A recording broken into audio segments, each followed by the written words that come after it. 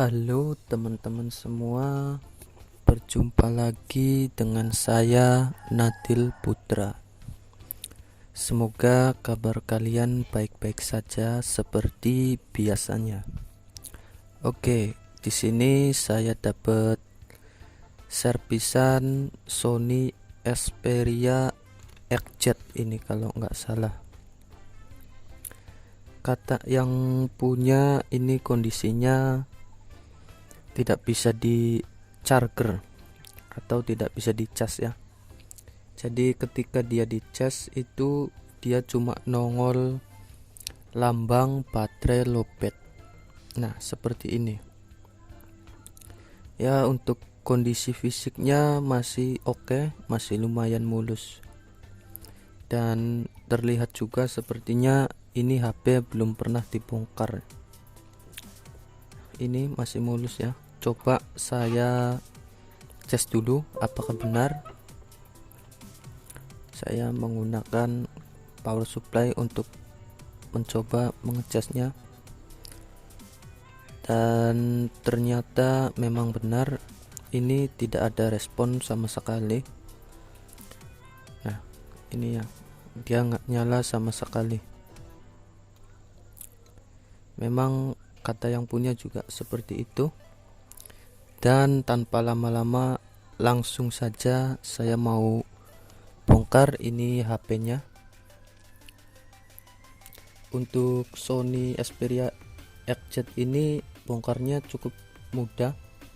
Yang penting kita berhati-hati jangan sampai memecahkan atau meretakkan tutup belakangnya, karena mungkin agak sulit untuk mencari gantinya. Mungkin hanya ada di online. Kalau di toko-toko di desa sangat sulit ini. Nah, ini masih mulus. Dan coba nanti saya di sini saya akan buka di bagian bawahnya saja, karena letak konektor chargernya itu ada di bawah. Dan biasanya yang sering saya ketahui itu untuk charger yang konektornya tipe C itu, kalau dia masih pabrikan, masih kondisi pabrikan, itu kaki pin-pin konektornya biasanya kurang solder ya. Iya, kurang solder. Tidak dilapisi dengan timah solder. Jadi warnanya itu masih kuning, masih baru. Dan kemungkinan terjadinya susah ngecas itu karena di bagian kaki pin konektornya itu tidak dilapisi dengan timah solder. Oke, ini ya. Nah, ini bentuknya seperti ini.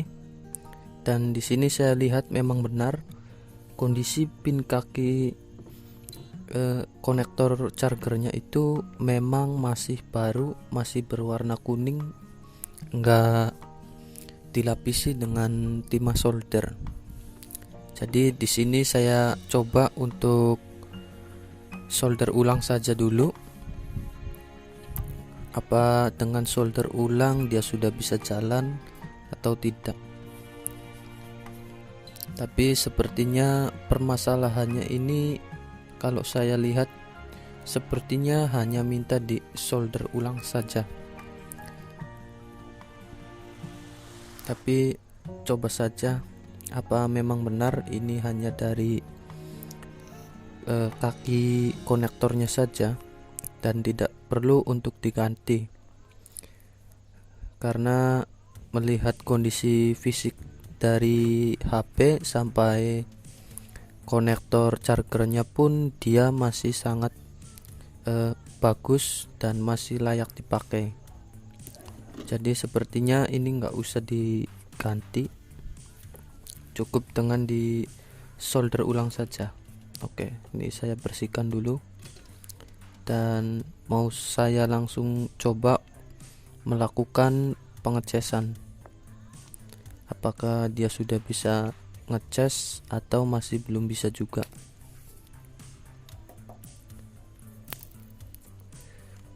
Dan seperti biasa ya, untuk servis HP yang saya praktekkan di video-video channel saya ini rata-rata menggunakan metode buta. Apa itu metode buta? Metode buta itu tanpa pengukuran jalur arus tegangannya, menggunakan multitester, dan itu untuk yang kondisi penyakitnya ringan. Dan di sini pengecasan sudah berjalan dengan normalnya. Nah, ini dia sudah bisa mengecas, dan lampu indikator di atas juga dia menyala, itu artinya pengecasan normal atau masuk ya. Oke, tunggu hingga dia menambah persennya. Nah, di power supply ini ketika di atasnya 5 volt dan di bawahnya itu naik sekitar di angka 4, itu berarti pengecasan sudah dipastikan bisa nambah persentasenya. Oke, ini coba saya nyalakan. Nah, dia masih low pad ini ya, belum bisa dinyalakan sepertinya. Oke, kita tunggu sampai dia bisa nambah 1 atau 2% agar bisa menyalakan HP-nya.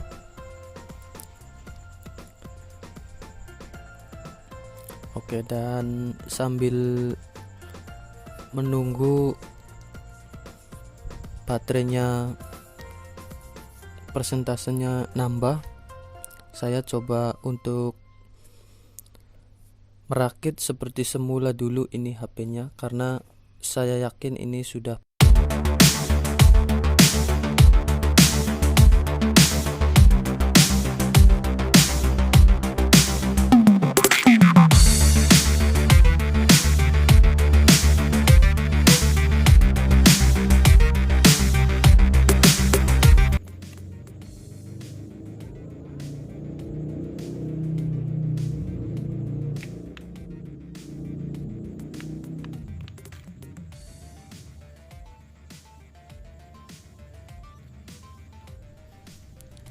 oke. Nah, coba saya nyalakan HP-nya. Dia sudah bisa nyala. Nah, untuk memperkuat, coba saya sambil cas menyalakan handphonenya. Tunggu hingga dia masuk menu. Wah, ternyata dia ada kode sandinya, jadi nggak bisa melihat persentase baterai. Namun ini ngecasnya sudah dipastikan masih normal ya, karena nah ini LED merahnya dia menyala, berarti pengecasan masuk. Dan sampai di sini video kali ini ya. Semoga bisa bermanfaat untuk kalian semua. Sampai ketemu lagi di video berikutnya. Assalamualaikum warahmatullahi wabarakatuh.